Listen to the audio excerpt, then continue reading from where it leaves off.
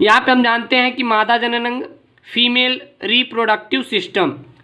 Reproductive system, अंडाशय जिसको बोलते हैं ओवरी हमारा क्या होता है, ओवरी के बारे में हम लोग पूरा का पूरा समझेंगे, ठीक है ना।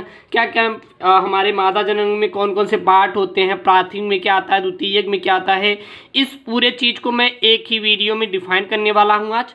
और चैनल पर नए तो प्लीज़ चैनल को सब्सक्राइब करें, बेल आइकन प्रेस करें, ताकि आने वाली लेटेस्ट वीडियो की नोटिफिकेशन मेरे प्यारे बच्चों सबसे पहले आप तक पहुँचती रहे। तो यहाँ पे है अंडाशय, ओवरी। ओवरी क्या होता है, तो अंडाशय स्त्री का प्राथमिक जनन अंग होता है। जो अंडाशय होता है किसी भी स्त्री, किसी भी फीमेल का प्राइमरी रिप्रोडक्टिव ऑर्गेन्स होता है, जिसके द्वारा ऑर्गेन्स की कोई भी क्रिया होती है, यानी कि रिप्रोडक्शन की कोई भी क्रिया होती है। जो स्त्री युग्मक यानी कि अंडाणु, ओएम जो जिसको कहते हैं अंडाणु, और कई स्टेरॉयड हार्मोन्स जिसको अंडाशयी हार्मोन्स भी बोलते हैं। युग्मक को ही अंडाणु में, युग्मकों का निर्माण अंडाणु में होता है, जो कि स्त्री युग्मक अंडाणु और कई स्टेरॉयड हार्मोन्स, अंडाशयी हार्मोन्स उत्पन्न करते हैं। उदर के निचले भाग में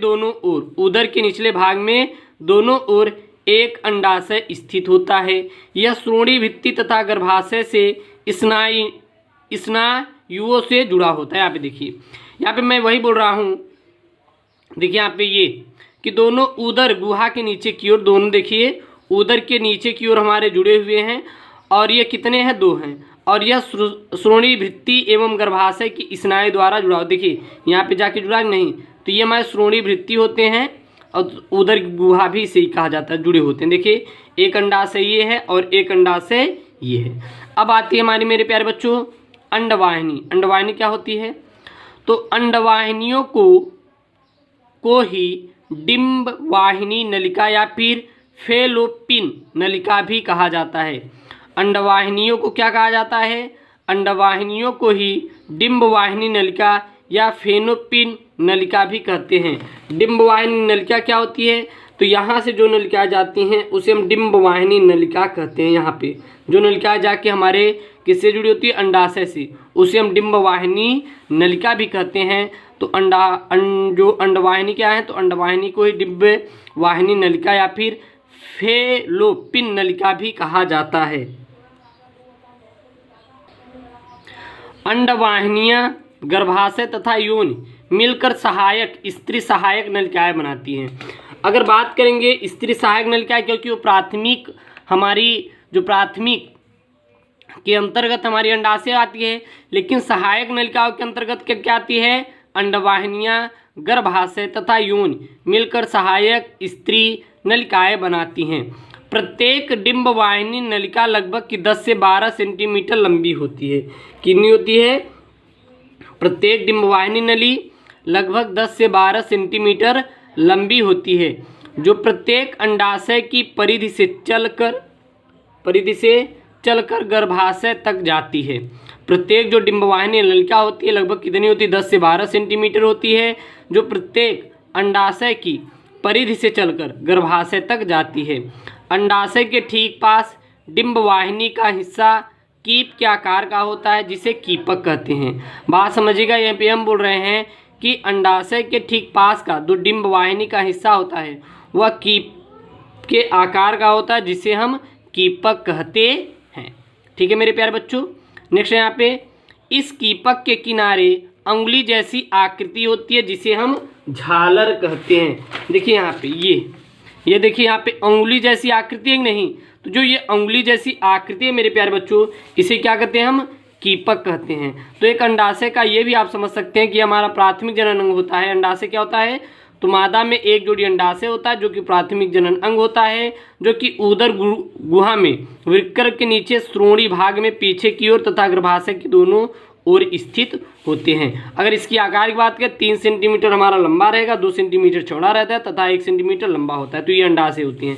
और हम बात करें यहाँ पे हम ये बात कर रहे हैं कि जो कीपक के किनारे अंगुली जैसी आकृति होती है, जिसे झालर कहते हैं। देखिए ये हमारी अंगुली जैसी आकृति है नहीं मेरे प्यारे बच्चों, तो इसे ही हम क्या कहते हैं, हम लोग झालर कहा जाता है। ठीक है ना, झालर कहा जाता है।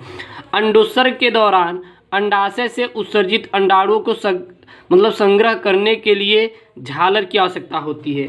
जैसे कि मान लीजिए यहाँ पे हमें, अगर यहाँ पे जो स्पर्म आएंगे तो यहाँ पे हमारे रुकेंगे नहीं, यहाँ जो अंडाशय निकलेंगे क्योंकि मादा में से तो निकलेंगे ना, तो इसको हमें क्या करने के लिए वहाँ पे देखिए यहाँ पे ये लिखा है संग्रह करने के लिए।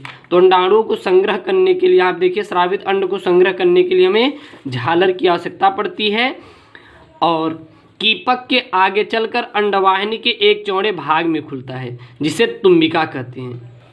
अंडवाहिनी, जो अंडवाही का अंतिम भाग होता है, जो संकीर्ण पथ में एक सक्रिय अवकाशिका होती है जो गर्भाशय की जोड़ी जुड़ती है। तो यहाँ पे बोल रहा है कि अंडवाही का अंतिम भाग संकीर्ण पथ में एक सक्रिय अवकाशिका होती है जो गर्भाशय को जोड़ती है। देखिए ये बहुत ही सक्रिय मतलब होती है। मैं तो इतना मतलब मोटा बना दिया हूँ, लेकिन बहुत ही संकीर्ण होता है, जो कि देखिए गर्भाशय से खुल रही है जाके जुड़ के, ठीक है ना। अब हमारा आता है मेरे प्यारे बच्चों गर्भाशय यानी कि वोम क्या होता है, यूट्रस क्या होता है। तो प्रत्येक मादा में केवल एक वोम होता है, प्रत्येक मादा में केवल एक गर्भाशय होता है। इसे बच्चेदानी भी कहा जाता है, ठीक है ना। अगर गर्भाशय का जो आकार होता है उल्टी रखी नाशपत्ती के जैसा होता है। इसका आकार बात करें तो जो उल्टी नाशपत्ती होती है उसी के आकार जैसा होता है। गर्भाशय एक ग्रीवा द्वारा हमारा किसमें खुलता है, तो ये विजाइना में खुलता है। तो हमारी वोम जो होता है यह एक ग्रीवा द्वारा किसमें खुलता है, विजाइना में खुलता है। ग्रीवा की गुहा को ग्रीवा नाल कहते हैं। जो ग्रीवा की गुहा होती है उसे ग्रीवा नाल कहा जाता है, जो योनि के साथ मिलकर जन्म नाल की रचना करती है। जो किसके साथ, हमारे किसके साथ मेरे प्यारे बच्चों, तो जो हमारे विजाइना के साथ, जो कि हमारे विजाइना के साथ मिलकर जन्म नाल की रचना करती है। वोम की भित्ति ऊतकों के 3 परत में होती है। जो ओम होती है, वोम होती है, वोम की भित्ति क्या होती है, यह ऊतकों के 3 परत में होती है। इतना याद रखना मेरे प्यारे बच्चों, एक तो बाहरी होती है, एक आंतरिक होती है।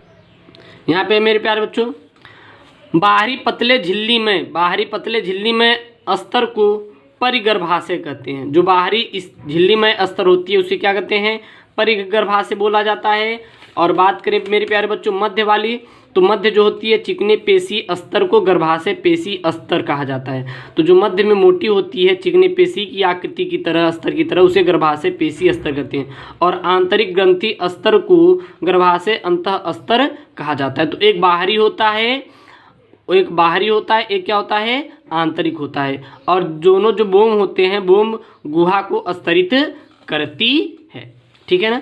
अब आ जाती है बाह्य जनेंद्रिया। बाह्य जनेंद्रिया क्या होती हैं, तो स्त्री के बाह्य जनेंद्रियों के अंतर्गत जघनशैल, बृहद भगोष्ठ, लघु भगोष्ठ और योनि छंद तथा भगसेफ आदि आते हैं। तो बाह्य जनेंद्रियों के अंतर्गत इन्हीं सब का अध्ययन हम लोग करते हैं मेरे प्यारे बच्चों। नेक्स्ट आती है स्तन ग्रंथियाँ क्या होती है। तो चलिए देख लेते हैं हम लोग स्तन ग्रंथियाँ क्या होती है। तो कार्यशील जो स्तन ग्रंथि होती है सभी मादा का स्तनधारियों का अभिलक्षण होता है। या कोई भी हमारा फीमेल हो तो इसकी क्या होता है, यह एक हमारा अभिलक्षण होता है कि उसमें भी ये पाया ही जाता है, जिसका नाम क्या है, तो कार्यशील स्तन ग्रंथि सभी मादा का स्तन ग्रंथि का अभिलक्षण होती हैं। स्तन ग्रंथियाँ युग्म संरचना होती है। जो स्तन ग्रंथियों की बात करें तो एक ऐसी होती है, युग्म संरचना होती है जिसमें ग्रंथिल ऊतक और विभिन्न मात्रा में वसा होते हैं। जिसमें क्या होता है, ग्रंथिल ऊतक होता है और विभिन्न मात्रा में क्या होता है, वसा होता है। प्रत्येक स्तन ग्रंथि ऊतक 15 से 20 स्तन पालियों में विभक्त होते हैं। प्रत्येक स्तन ग्रंथि की बात करें तो यह प्रत्येक स्तन ग्रंथिल ऊतक 15 से 20 स्तन पालियों में क्या होते हैं, विभक्त, यानी कि हमारे टूटे हुए रहते हैं, बिखरे हुए रहते हैं। इसमें क्या होता है, इसमें कोशिकाओं के गुच्छे पाए जाते हैं। इसमें कोशिकाओं के क्या पाए जाते हैं मेरे प्यारे बच्चों, गुच्छे पाए जाते हैं, जिसे हम कूपिका कहते हैं। इसे क्या कहा जाता है, इसी को हम मेरे प्यारे बच्चों कूपिका कहा जाता है। इन्हीं हम लोग स्तन ग्रंथियों को क्या बोलते हैं मेरे प्यारे बच्चों, कूपिका कहा जाता है, ठीक ना। जैसा कि आप यहाँ पे देख सकते हैं, यहाँ पे लिखा हुआ है, देख सकते हैं मादा में स्तन ग्रंथि। तो देखिए ये है, ये वसा है, ये दुग्ध पालियाँ, यहाँ से जो खाली स्थान है, दुग्ध कूपिका लगी रहती हैं, दुग्ध वाहिनियाँ हैं, तुम्बिका है, दुग्धनाल है और ये चुनचुक है, ठीक है ना। और यहाँ पे स्तन परिवेश ये हमारा जुड़ा रहता है और यहाँ से हमारी जो बॉडी रहती है उससे जाके जुड़ा रहता है और यहीं पे हमारे दूध जो होता है यहाँ पे आके स्राव होता है। और जो प्रसव के बाद ही मिल्क का यहाँ पे हमारे फीमेल मिल्क का तैयार होना होता है, ठीक है ना, याद रखिएगा। चलिए तो नेक्स्ट है यहाँ पे हमारा कुपिका की कोशिकाओं से दूध स्रावित होता है जो कुपिकाओं की गुहाओं में एकत्र होता है। कुपिकाएं स्तन नालियों में खुलती हैं। प्रत्येक पाली की नलिकाएं मिलकर स्तन वाहिनियों का क्या करती हैं, निर्माण करती हैं। तो जो प्रत्येक कुपिकाएं स्तन नलिकाओं में जो खुलती हैं वो प्रत्येक पाली की नलिकाओं से मिलकर स्तन वाहिनी नलिकाओं का क्या करती हैं, निर्माण करती हैं।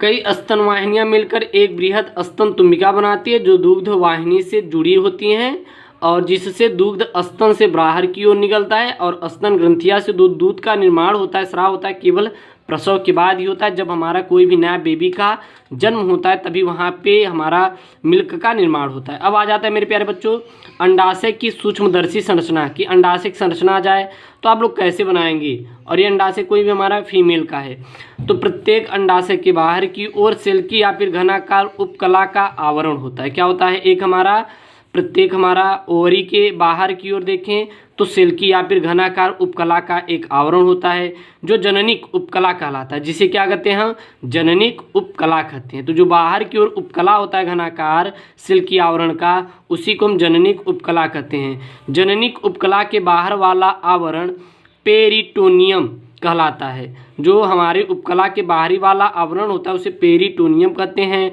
जननिक उपकला के ठीक नीचे सघन संयोजी ऊतक की एक सफ़ेद परत होती है। अगर सघन संयोजी ऊतक के एक सफ़ेद परत होती, कहाँ होती है, जननिक उपकला के ठीक नीचे की ओर होती है, जिसे ट्यूनिका कहते हैं। जिसे क्या कहता है, बोला जाता है मेरे प्यारे बच्चों, तो जो सघन संयोजी ऊतक के सफ़ेद परत होती है उसे हम ट्यूनिका भी कहते हैं। तो ट्यूनिका आ जाएगा तो आप बता दीजिएगा, जननिक उपकला के ठीक नीचे सघन संयोजी ऊतक की एक सफ़ेद परत होती है जिसे ट्यूनिका कहते हैं। तथा अंडाशय के भीतर ऊतक को हम एस्ट्रोमा कहते हैं। एस्ट्रोमा किसे कहा जाता है, तो एस्ट्रोमा मेरे प्यारे बच्चों उसे कहा जाता है जो जननिक उपकला के नीचे सघन संयोजी ऊतक की ठीक एक सफ़ेद परत होती है उसे ट्यूनिका कहते हैं। तथा अंडाशय के भीतर ऊतक को हम क्या कहते हैं, स्ट्रोमा कहा जाता है। नेक्स्ट आता है मेरे प्यारे बच्चों एक मोटे सघन वल्कलीय स्ट्रोमा व उत्पेक्षाकृत ढीले से मज्जक स्ट्रोमा में विभक्त होता है। एक मोटे जो सघन वल्कलीय होते हैं स्ट्रोमा व अपेक्षाकृत ढीले से मज्जक स्ट्रोमा में क्या होते हैं, विभक्त होते हैं। परिपक्व अंडाशय पुटक ग्रेफियन पुटिका कहलाता है। यह अग्रपीयूष ग्रंथि द्वारा स्रावित FSH के नियंत्रण में वृद्धि करता है। यह क्या करता है, परिपक्व अंडाशय पुटिक ग्रेफियन पुटिका कहलाता है। यह अग्र पीयूष ग्रंथि द्वारा स्रावित FSH के नियंत्रण में वृद्धि करता है।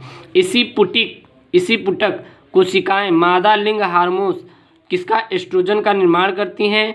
प्रत्येक पुटिका में एक अंड कोशिका होती है जो अंड जनन के द्वारा अंडाणु बनाती है। तो हमारा क्या होती है, इसकी एक पुटक कोशिकाएं मादा लिंग हार्मोन एस्ट्रोजन को श्रावण करती हैं। अब प्रत्येक पुटिका में एक अंड कोशिका होती है जो अंड जनन के द्वारा है किसका निर्माण करती हैं, अंडे का निर्माण करती है, अंडाणु का निर्माण।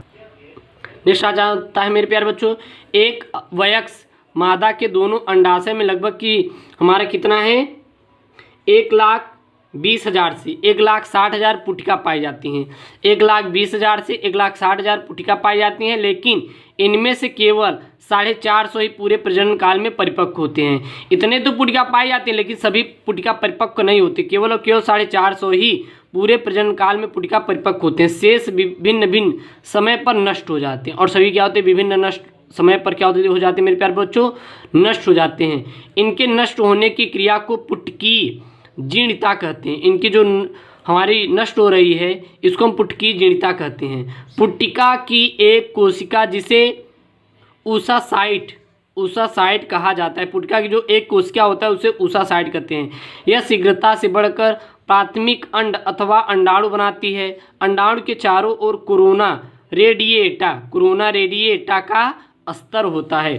तत्पश्चात जोना पेल्सुसीडा का स्तर होता है। दोनों अंडाशयों को हमारा एकांतरित रूप से केवल एक अंडाशयी पुटक प्रत्येक 28 दिन पर परिपक्व होते हैं। तो मेरे प्यारे दोस्तों, इसमें हम लोग ने जान गए हैं कि हमारा जो मादा जनन अंग के पूरे डिटेल